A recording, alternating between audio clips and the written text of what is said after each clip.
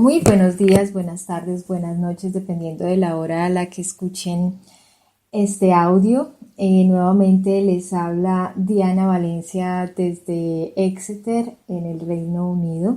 Esta vez con una entrevista en español, porque vamos a hablar de un tema muy importante para la comunidad latina en general y que sobre todo en el ámbito local colombiano ha causado gran revuelo, que han sido las elecciones en el hermano país de Brasil.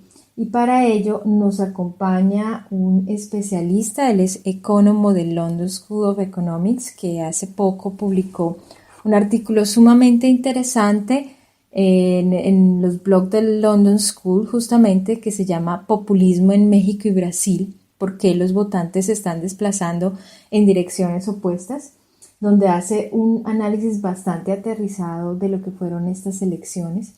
Esta entrevista la hacemos como un complemento al programa que hicieron nuestros compañeros Andrés y Javier en compañía de una invitada muy especial, Sara Tufano, que hizo un excelente análisis de lo que fueron las elecciones en Brasil, de lo que fue ese contexto. Y tenemos aquí un análisis alternativo de un latinoamericanista que ve un poco las cosas desde fuera del marco, porque estamos hablando de una persona que está desde Londres.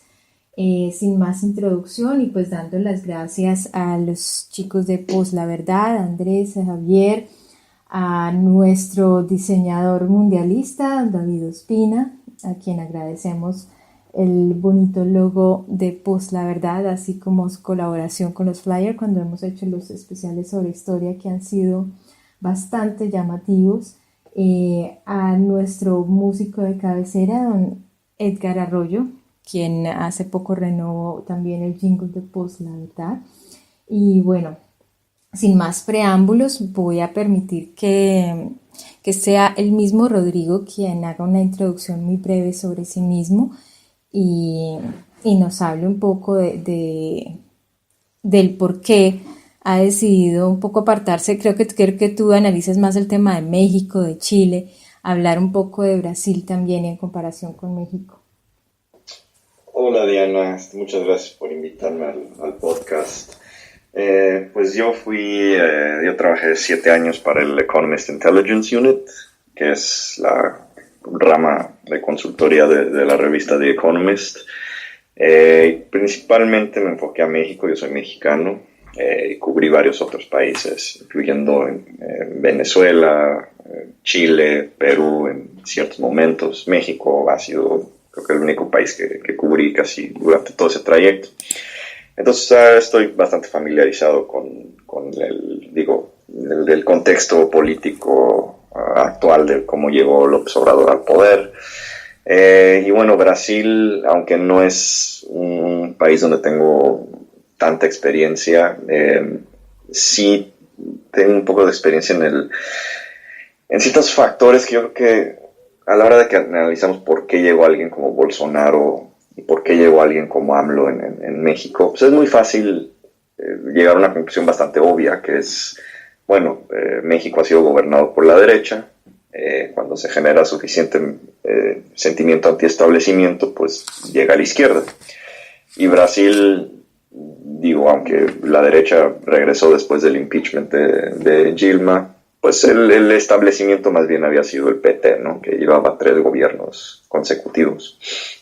Entonces era lógico que el sentimiento antiestablecimiento se fuera hacia la derecha. Esa creo que es la explicación más simplista y no es falsa. O sea, creo que sí explica gran parte del porqué. Pero también hay otros factores que son decisivos, y yo siento que al menos en este momento en el tiempo, en el 2018, contribuyen a por qué un gobierno de derecha tan radical como Bolsonaro pudiera tener éxito, y un éxito bastante contundente, ¿no? Entonces escribí este artículo donde menciono cinco factores. Uno es la composición racial de los 2 países. Otro es la composición religiosa. otra es la situación de crimen, otra la composición de la legislatura, y falta el quinto. ¿Cuál era el quinto? Tengo que abrir. Raza, religión, el outsider, la seguridad y la economía.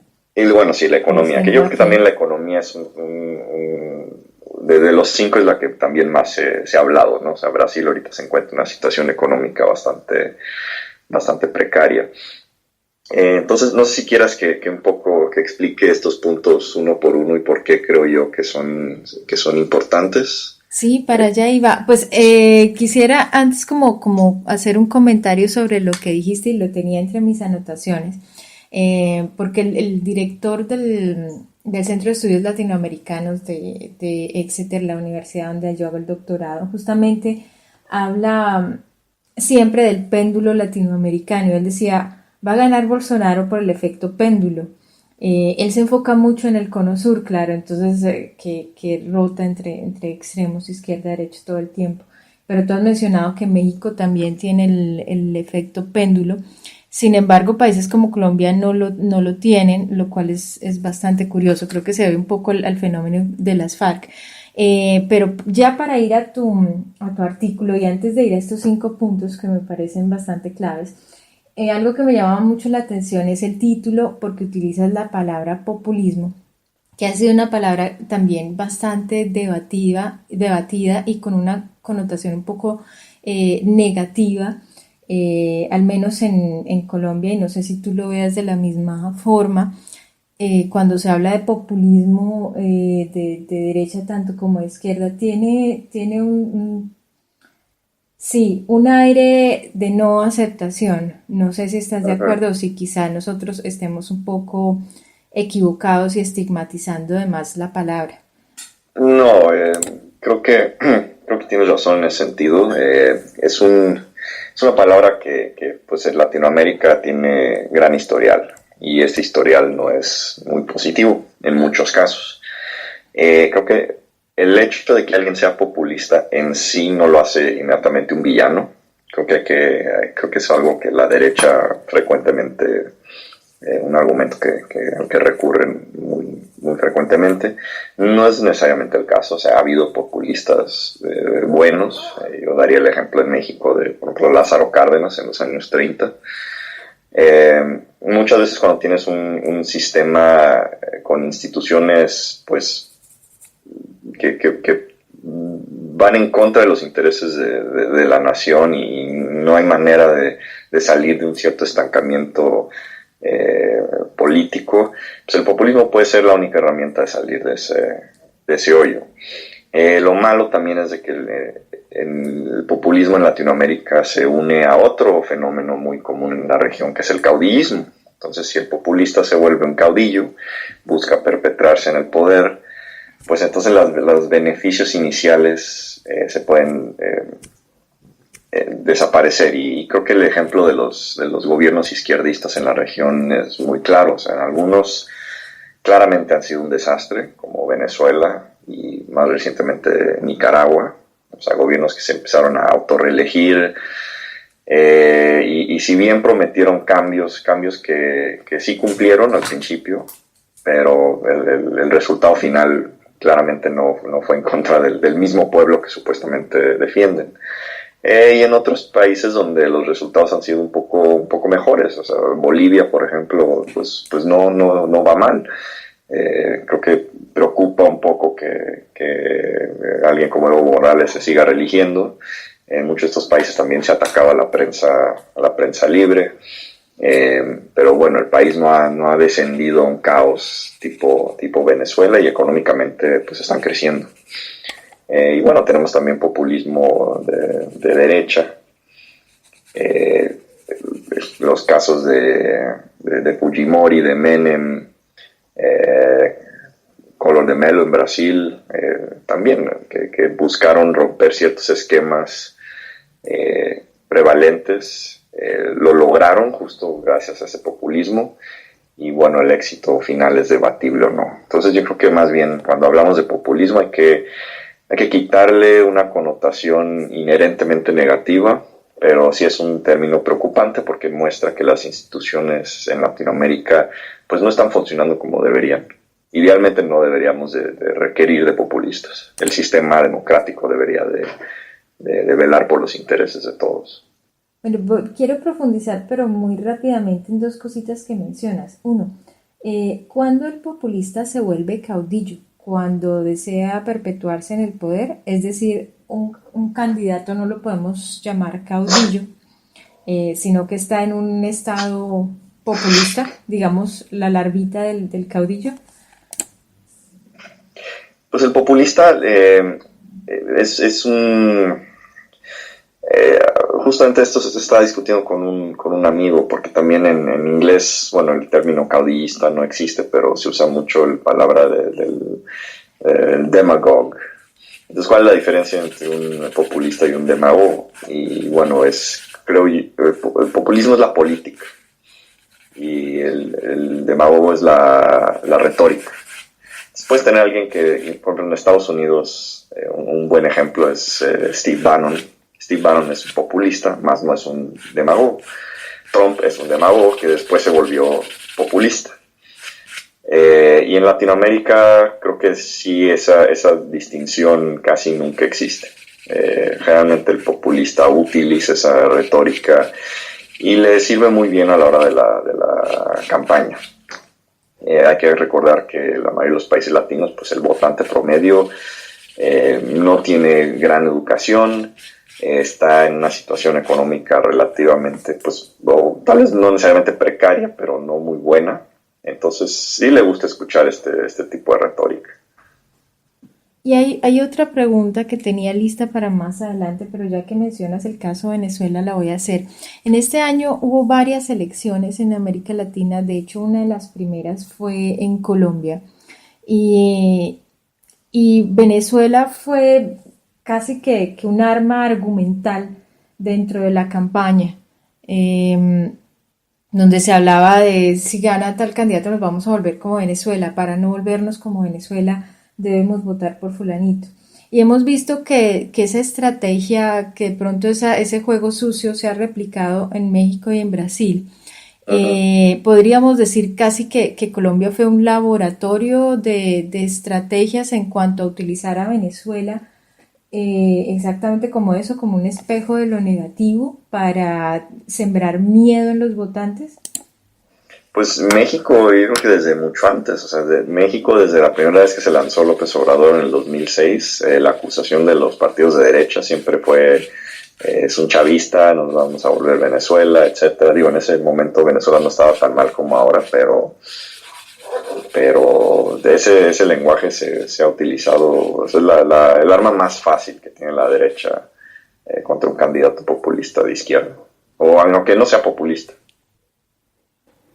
Ah, vale. Sí, yo creo que más adelante vuelvo a Venezuela, pero hablemos del artículo como tal, porque aparte de que en los análisis preliminares que se hicieron después de la elección, caímos como en lugares comunes y en el facilismo de decir muchas cosas, como tú dices, que pueda que no sean mentira, como parte de la responsabilidad que la izquierda ha tenido dentro de este resultado. Tú mencionas específicamente 5 factores que han contribuido a la subida de Bolsonaro: la raza, la religión, el tema del outsider, el manejo de la seguridad y la economía. Entonces, sí me gustaría que hablaras un poco más a profundidad de estos elementos.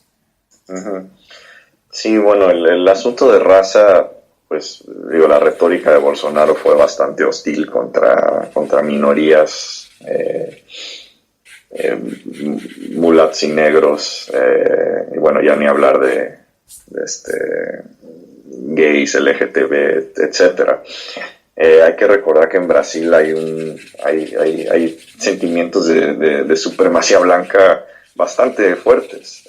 La gente, y esto es más un punto, creo que nosotros como latinos estamos bastante conscientes del grado de racismo que hay en la región. Me atrevo a decir que Latinoamérica es la región más racista del del mundo, ¿no? No tanto porque tenemos marchas neonazis como en Europa o en Estados Unidos, sino porque más bien las actitudes comunes y corrientes son, o sea, es un racismo tan coloquial que ni siquiera nos damos cuenta que es racismo, ¿no? O sea, el decirle a alguien indio en México es un insulto, el decirle negro a alguien en Argentina es un insulto. Y bueno, aquí la gran diferencia es que en México ese tipo de retórica yo creo que no funciona, porque en México la población blanca es muy baja. Depende del estudio, bueno, el estudio que yo cito, que es del 2005, tiene a México con una población blanca de 15%, que francamente se me hace bastante alta, no creo que llegue a tanto. Y el país realmente es un país mestizo.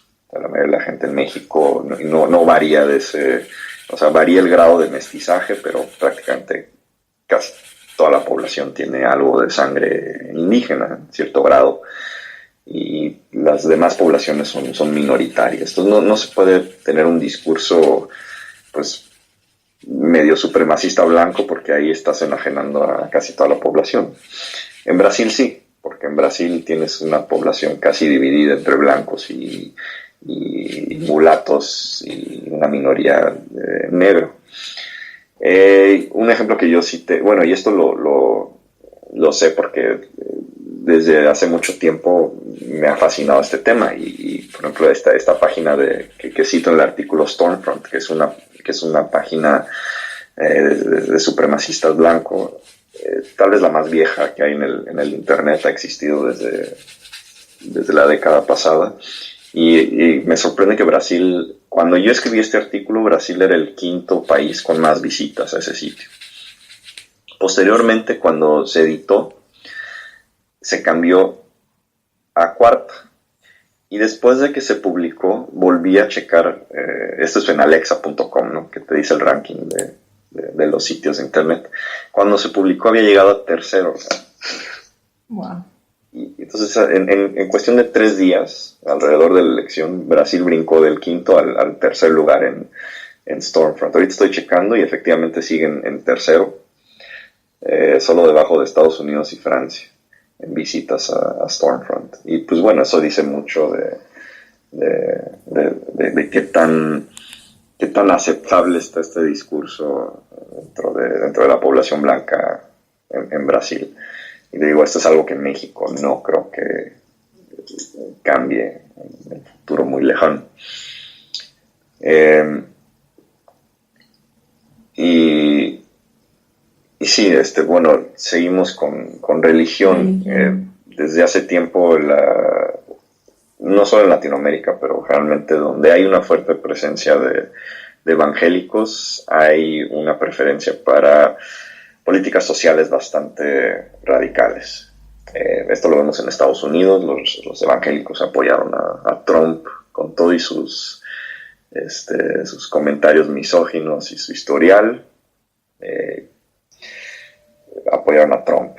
En Latinoamérica, pues Jimmy Morales en Guatemala, creo que es el primer presidente evangélico de la región, no sé si me equivoque.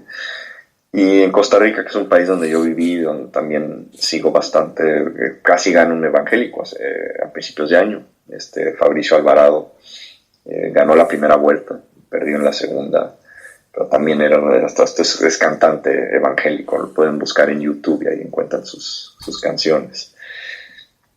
Y bueno, Bolsonaro no es evangélico, él es católico, pero tengo entendido que su esposa y su hijo sí son evangélicos. Y bueno, su discurso socialmente radical, o sea, este discurso antiaborto, anti-gays, anti-LGTB, tradicionalista, o sea, roles tradicionales para mujeres y hombres, etcétera. Esa es música para los oídos de los evangélicos. Y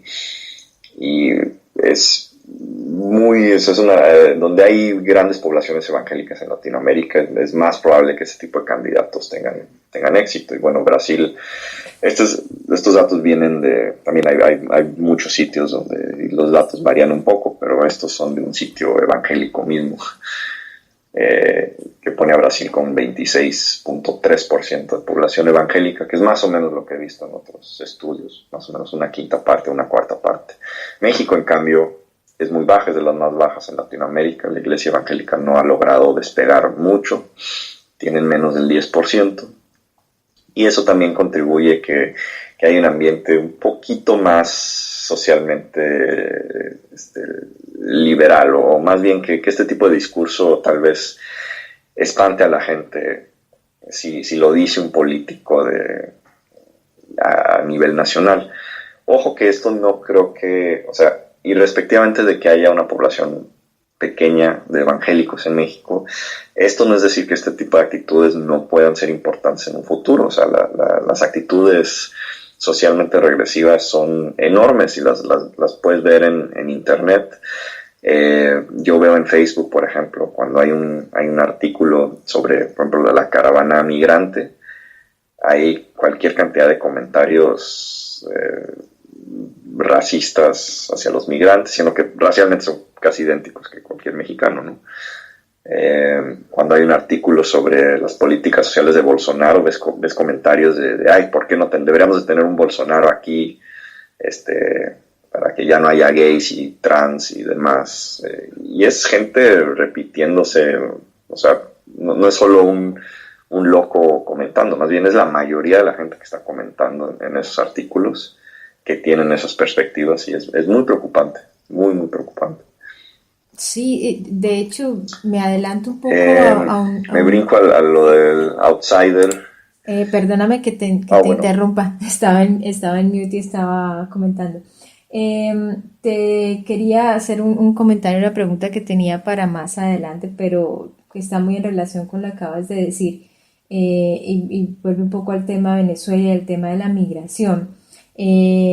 Porque tiene que ver con lo de la raza, y probablemente países como Colombia, inclusive como México o Brasil, que han sufrido olas de inmigración tan altas, podrían tener esa tendencia hacia digamos, la xenofobia, incluso la parofobia, porque pasa con los inmigrantes venezolanos en Colombia, que no es solo el inmigrante, sino el inmigrante que llega sin nada a pedir en los semáforos o en los buses, el que ya al ser el fenómeno tan masivo está causando una alta preocupación en la gente y hace que la gente se vea un poco empujada hacia la derecha, ¿no?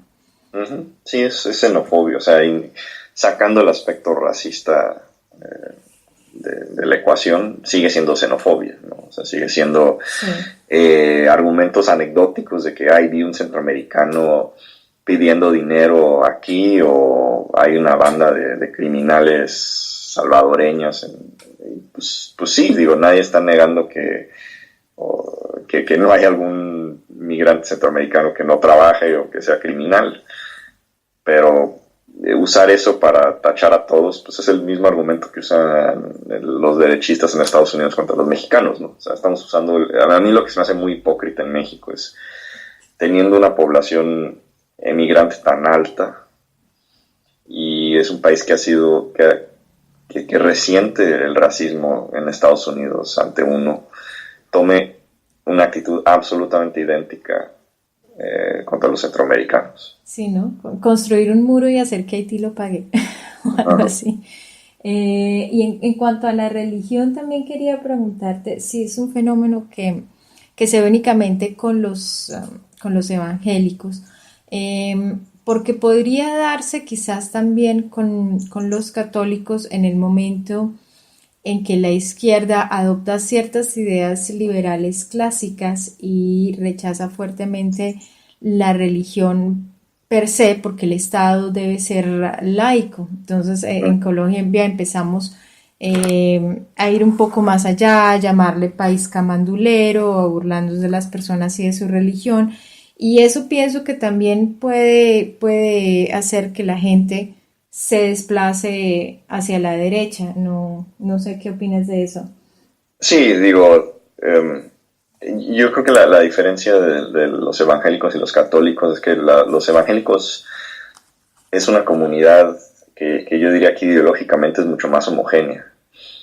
Católicos sí varían mucho, o sea, tienes católicos con valores sociales casi eh, sin diferencia a los evangélicos, pero también tienes muchos católicos que sí son relativamente liberales moderados o simplemente no les importa. O sea, esos temas no son temas que les importan en una elección, y eso a mí se me hace muy obvio en México. O sea, en México este tema social no pintó durante la campaña, y más bien en ninguna campaña que he visto. O sea, a nadie le interesa.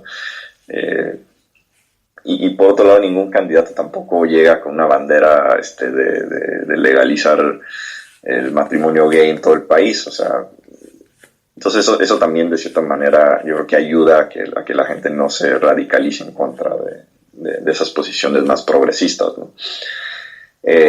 Pero sí, por ejemplo, un país donde yo creo que la Iglesia Católica tiene mayor peso en ese sentido es Chile, por ejemplo.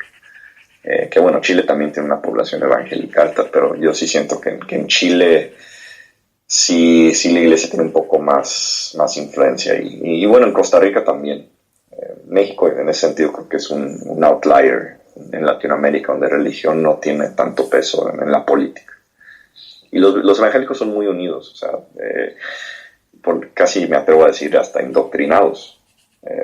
O sea, son congregaciones altamente politizadas, tienen redes muy fuertes con las actividades que hacen, por ejemplo, en Estados Unidos, etcétera. Entonces están conscientes, o sea, les abren los ojos a la política más que los católicos. O sea, uno raramente va, digo, yo no soy católico, pero las pocas veces que fui a misa de niño, yo nunca recuerdo un sacerdote hablar de política. Ok, bien, pasemos entonces al punto de los outsiders, que también me parece bastante interesante. Entonces traemos una persona que es anti-establishment, como tú dices, porque no está en la política y ha sido bastante mediático, por tanto, de repente puede funcionar. ¿Cómo funciona el tema de los outsiders? Sí, bueno, el sistema político en México es muy duro contra los outsiders, por no decir que casi prohibitivo. México, desde la transición democrática de un Estado unipartidista virtualmente, pues se ha concentrado en tres grandes partidos: el PRI, el PAN y el PRD. Y últimamente que surgió Morena del PRD.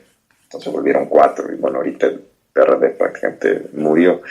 Pero fuera de eso, los partidos minoritarios no salen de ese rango de que te gusta 5% del voto popular a lo mucho. O sea, ninguno ha salido más de eso.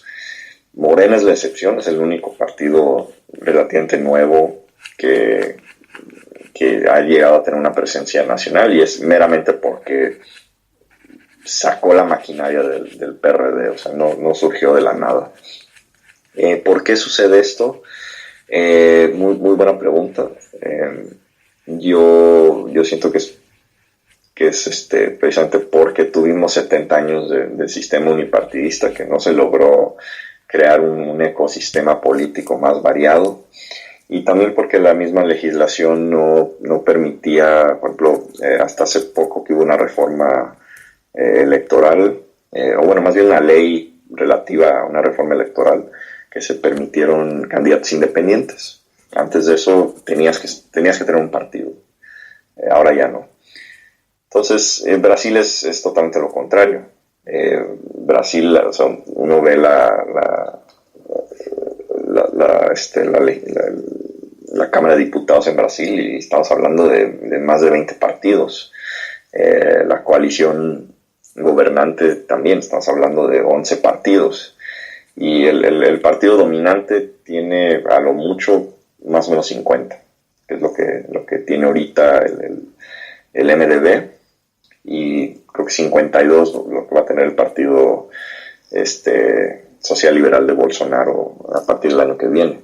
Entonces es más fácil en Brasil llegar, alterar ese orden, llegar como outsider, incluso con un partido relativamente pequeño, y bueno, ganar la presidencia. O sea, el partido de Bolsonaro ahorita creo que tiene 8 escaños nada más. O sea, es inconcebible en México que alguien con 8 escaños gane una presidencia de la República. Entonces ahí el sistema, digo, creo que esto mejor se los dejo a los politólogos de por qué se desarrolló de esta manera Sí. en ambos países, pero sí es un factor estructural que hace mucho más fácil que un outsider llegue a la presidencia en Brasil que en México.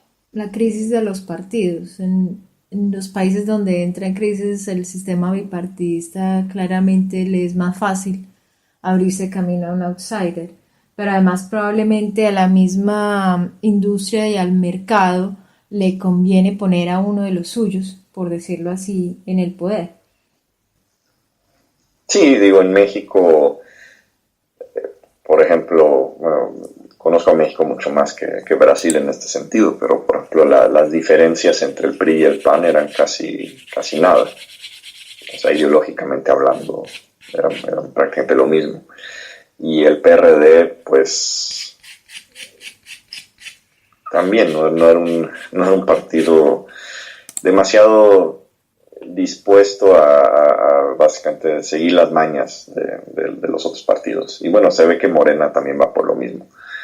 Eh, entonces sí, en México es curioso, es un sistema político, yo creo que de los más atrincherados del mundo. O sea, México es un país que desde los años 20 ha tenido continuidad política eh, sin interrupción. O sea, incluso el hecho que no haya Sí. sido un país democrático, pero México no ha tenido golpes de Estado, no ha tenido guerras, no ha tenido nada que haga que haya forzado un cambio no planeado de gobierno. Y eso, pues a la larga, digo, hay muchos estudios que sugieren que a la larga los sistemas políticos más estables también son los más ineficientes, justamente porque se atrincheran tanto que no permiten cambios necesarios. Y creo que México es un ejemplo muy bueno de eso. Y lo malo es que hace que cuando efectivamente llega un outsider, pues un outsider grande, como fue el PAN en el 2000 o como fue Morena eh, ahora en el 2018, pues les conviene aprovechar la existencia de esa estructura. Entonces, ¿para qué cambiar algo que les dio la victoria? Y ese fue el gran error del PAN y presiento que va a ser un gran error de Morena también. Sí, no, te iba a comentar, ayer comentaron en el programa central de Pues la Verdad que probablemente la izquierda se ha derechizado un poco. Eh, no necesariamente, bueno, ideológicamente no creo, más bien creo que se está yendo más hacia la izquierda. Eh, Particularmente la de Brasil. sí, la de Brasil yo creo que sí dio bueno, Brasil porque yo creo que lo que la gente esperaba de Lula y lo que terminó siendo Lula fueron dos cosas completamente diferentes, ¿no? O sea, no fue el ex líder obrero pseudo comunista ya a la hora de llegar al Sí. poder, pues se volvió un político muy pragmático, ¿no? Que tomó una posición de centro izquierda bastante coherente y que les funcionó muy bien durante un tiempo.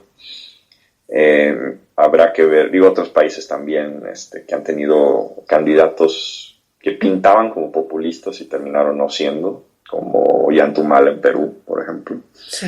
Creo que aquí un factor que influye mucho es que tanto la oposición se opone a estos candidatos y creo que en los países donde la oposición más o menos los ha dejado gobernar, ha llevado a que se vuelvan más centristas.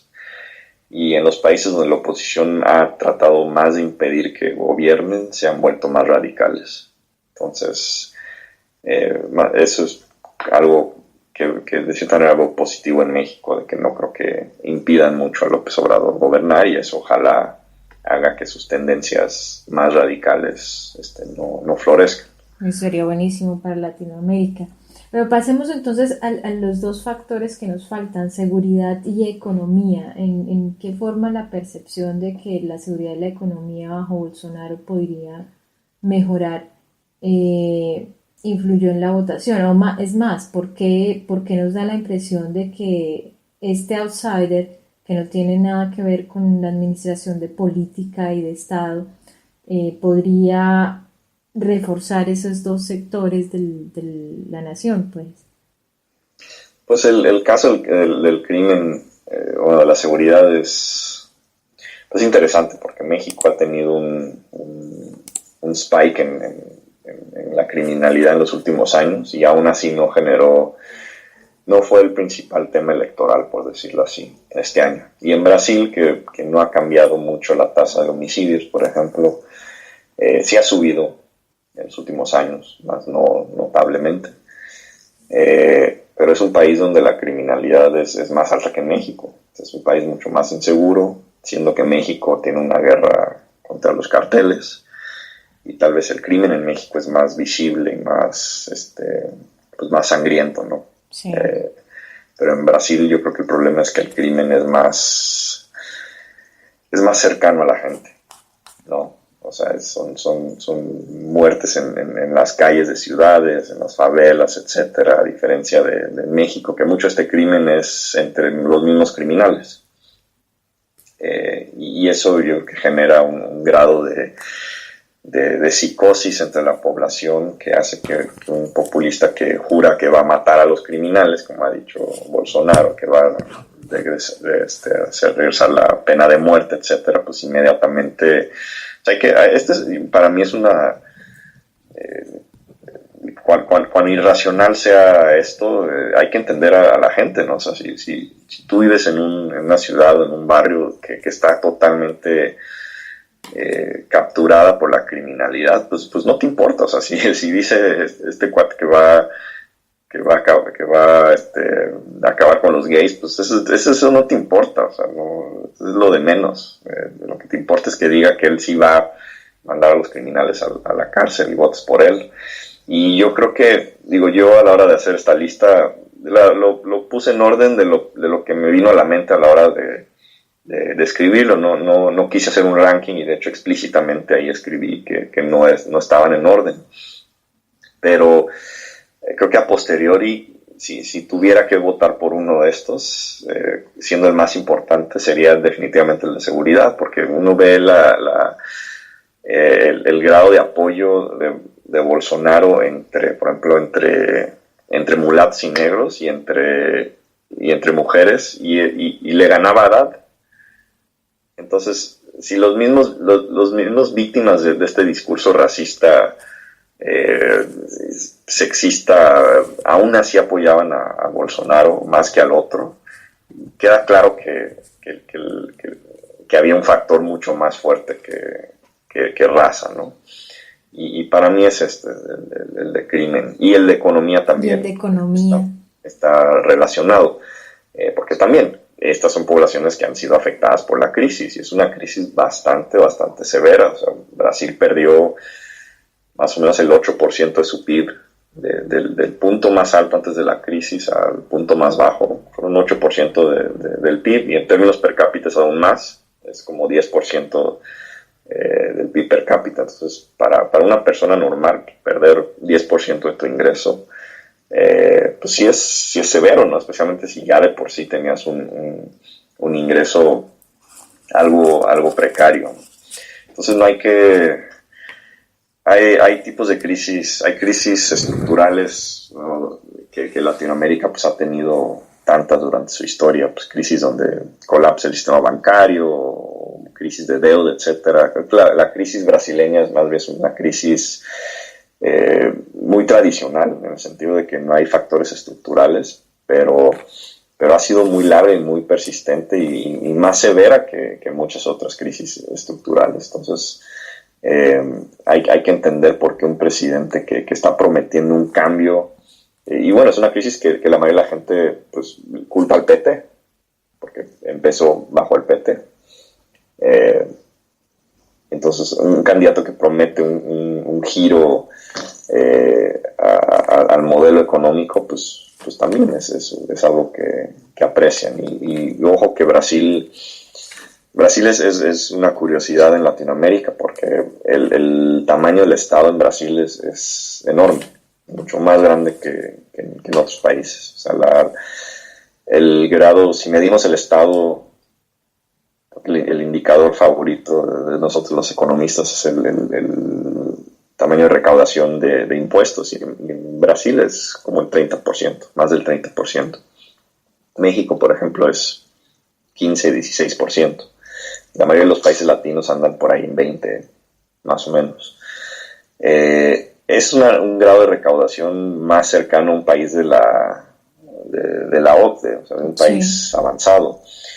Y lo que pasa es que Brasil tendrá un grado de recaudación al nivel primer mundo, pero tiene servicios bastante tercer mundo. Que bueno, eso no tiene nada que ver con el grado de recaudación, pero son servicios que relativo a otros países latinos que recaudan menos, pues no son mejor. Entonces la gente, creo que justamente se hace esa pregunta de, bueno, si el Estado recibe tanto ingreso, ¿por qué no vemos los resultados? ¿Por qué no tenemos mejores servicios? Y eso creo que la promesa de Bolsonaro, y de hecho creo que lo dijo en su discurso de victoria, algo así de más Brasil, menos Brasilia, pues es justamente eso, ¿no? O sea, reducir el Estado. ¿A qué grado? Pues también no sabemos, ¿no? Y el hecho de que tiene a un Chicago Boy como super ministro de finanzas, pues también implica que las reducciones al tamaño del Estado van a tener consecuencias sociales, ¿no? Entonces esta sería una política, pues, clásica neoliberal de dejar al mercado, de reducir el Estado y hacer que el mercado ocupe esos lugares que no necesariamente va a ser bueno para la gente.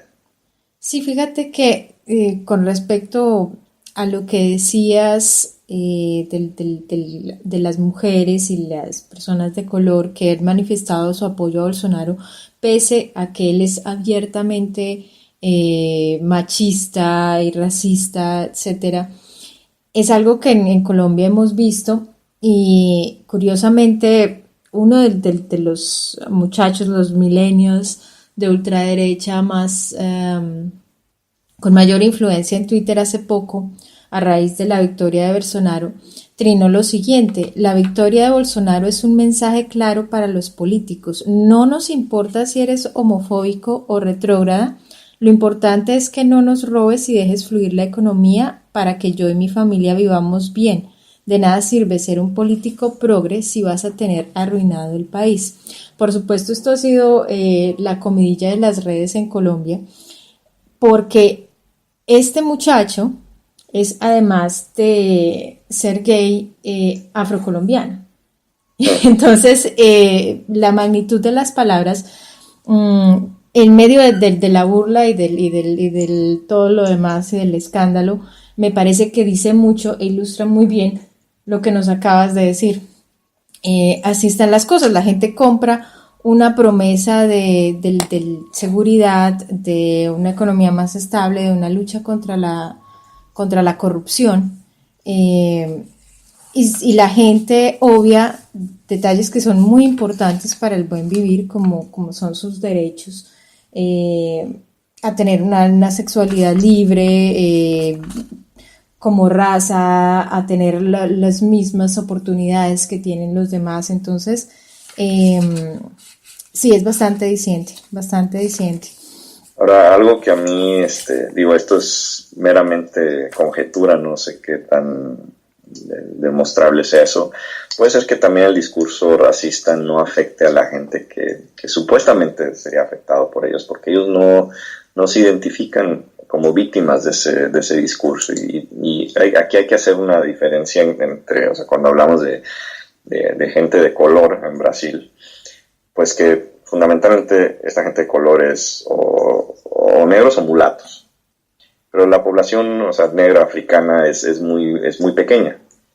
O sea, es gente racialmente africana, ¿no? Sí. Y la mayoría son mulatos. Y es muy posible que los mulatos si escuchan un discurso racista, digan, pues esto no necesariamente es hacia mí, es hacia los africanos. Porque en México, por ejemplo, un discurso racista anti-indígena, pues la mayoría de los mestizos dirían, pues eso no se aplica a mí. Aunque tengan sangre indígena, aunque sean mitad indígenas, pero no se identifican como indígena, ¿no? Entonces no sé si aquí hay un asunto de identificación que haga que el discurso racista de Bolsonaro no le cale a tanta gente. No, porque el blanco los va a ver igual, ¿ya? Pero el mismo mulato, como el mismo mestizo, no se va a ver como indígena o como africano. Sí, no, yo te hablo de personas negras, además porque la situación racial en Colombia, no sé si en números, pero sí en historia es muy similar a la de Brasil. Tuvimos muchos palenques porque aquí también hubo diferentes puertos por lo que llegaron esclavos en la época de la colonia. Entonces, estos palenques han servido para que haya enclaves raciales, por decirlo de alguna manera, en donde los afrocolombianos han conservado la pureza de su raza, que creo que más o menos ocurre lo mismo en Brasil. Pero bueno, quería hacerte otra pregunta además a propósito del tema, porque algunos analistas, más que hablar de regiones más blancas o más negras, han hablado de ciudades ricas y pobres, y creo que no sé si sea una simplificación válida o no. La de los ricos votaron por Bolsonaro y los pobres votaron por Haddad. Pues no, digo, ahí habría que ver las estadísticas, ¿no? Creo que los ricos obviamente tendrían un gran incentivo de votar por Bolsonaro por sus políticas de mercado y porque obviamente si eres rico en Brasil, lo más probable es que eres blanco también, entonces su discurso no te afecta a ti principalmente, o sea, es uno de los tuyos, por decirlo así. Ahora también hay que considerar que mucha gente más progresista en Latinoamérica tiende a ser de las élites. Entonces, también mucho, yo por ejemplo, yo tengo amigos brasileños que estuvieron hasta el último día en campaña por Haddad, y son brasileños blancos. Entonces también ahí no hay que asumir que raza que ideología y raza no están, hay un vínculo 100%, ¿no? Sí, creo que en México pasó algo muy interesante. En México, mientras más educado eras, y más rico eras, más probable que votaras por López Obrador. Y eso es algo que nunca había pasado en ninguna elección anterior. O sea, en ninguna... En México, normalmente, mientras menos educado eres, más probable que votes por el PRI. Y eso no me sorprende en lo más mínimo.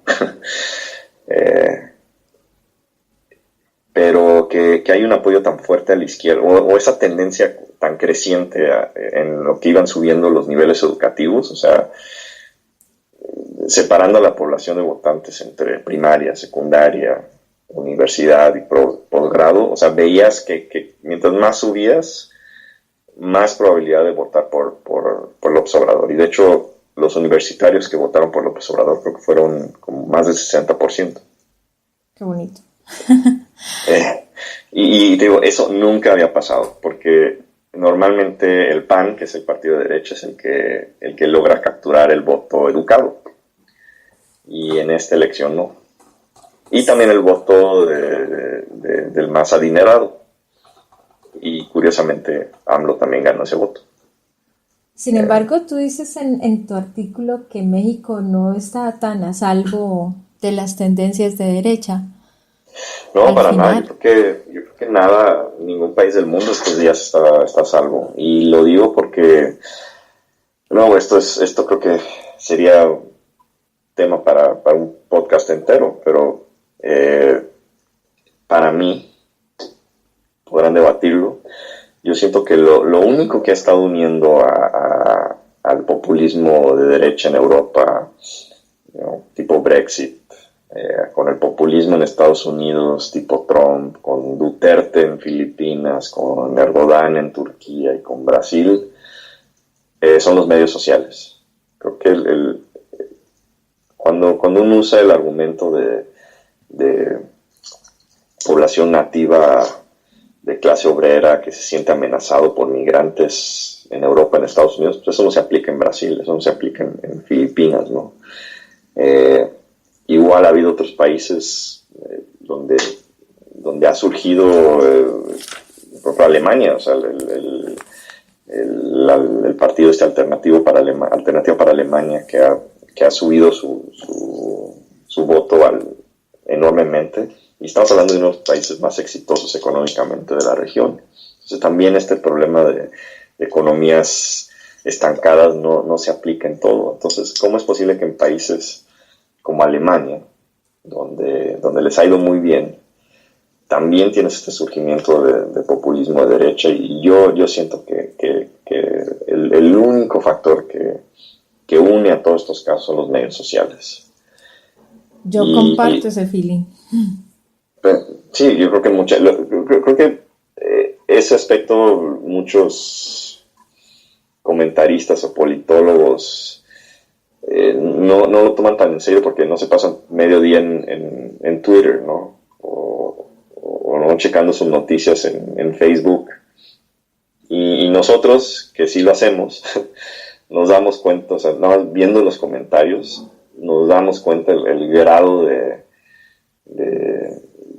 sentimientos ya ni siquiera derechista, sino es hasta reaccionario, ¿no? O sea, es un grado de... Sí, es horrible, son insultos, son casi que se mueran, y no hay nadie que les diga que no. Sí, no, es bastante visceral. Y lo que se ve de tu artículo y lo que yo analizaba justamente luego de leerlo es que detrás de esto hay un fuerte marketing político. Incluso yo lo ligaba un poco con Cambridge Analytica. Lo que han hecho estas candidaturas es estudiar muy bien la población target y diseñar sus campañas en los medios, inclusive con fake news, apuntándole a miedos y a tendencias que ya están en la gente. Uh-huh. Es un tema de venderle y de saber a quién le vamos a vender y cómo se lo vamos a vender. Que me lleva a otro tema, ya para finalizar y para cerrar. Esta mañana veía un video muy breve del profesor Juan Carlos Monedero, del Complutense de Madrid, no sé si lo has visto, donde decía que el fascismo tipo Bolsonaro es el plan B del capitalismo en crisis, y hay en el aire también muchos análisis que comparan este caso con la financiación por parte del mercado a Hitler en la Alemania nazi, por ejemplo. Uh-huh. Yo personalmente estoy totalmente de acuerdo. Y es justamente a raíz, en el occidente al menos, a raíz del fracaso del capitalismo que vimos en las últimas décadas, cómo hacer perdurar ese sistema y cómo incluso fortalecerlo. Y pues sí, la salida es el populismo, o sea, buscar a los culpables de tus problemas que sean minorías, etcétera, hacer que la gente se preocupe más por cambio social que su situación económica, y con eso sacar candidatos que tengan una versión incluso hasta más radical del capitalismo de lo que había en las últimas décadas. O sea, la manera en que Trump, por ejemplo, está acabando con regulaciones. La regulación de la banca en Estados Unidos, por ejemplo, pues duró 10 años esta vez, después de la crisis. O sea, regulación que después de la Gran Depresión duró como 60 años, esta vez duró 10, antes de que la tumbaran. Y bueno, el hecho de que Brasil también tenga gente como Paulo Guedes al lado, pues sí, ahí, y él ni siquiera es un capitalista, o sea, algo que menciono en el artículo. O sea, la posición tradicional de Bolsonaro económicamente ha sido un nacionalismo económico muy similar a la de López Obrador. ahí sí casi son hermanos. Igual que Trump. Sí, sí, sí. Bueno, pues creo que con esto concluimos. Muchísimas gracias por acompañarnos el día de hoy. Rodrigo, encantada de haberte tenido en esta entrevista. Por favor, disculpa las sorpresas. Como te decía, off the record, hace rato que no grababa entrevistas, entonces estoy un poco oxidada. También me disculpo con la audiencia, pero espero que les sirva la información que hemos tratado de transmitir, el análisis que hemos hecho aquí. Creo que nos quedan mensajes muy claros para entender cuál es el panorama y lo que se viene, porque esto es una tendencia, esto seguirá pasando, el mercado, el capitalismo seguirá poniéndonos outsiders con un discurso bastante radical, pero que a la vez le dice a la gente lo que quiere escuchar, porque tiene su público muy bien estudiadito y, y bueno, frente a eso solo nos queda lo que tú dices, ojalá tener un votante mucho más educado e informado. Pues muchísimas gracias. Creo que quedó bien. Vale, perfecto. Hasta luego. Gracias.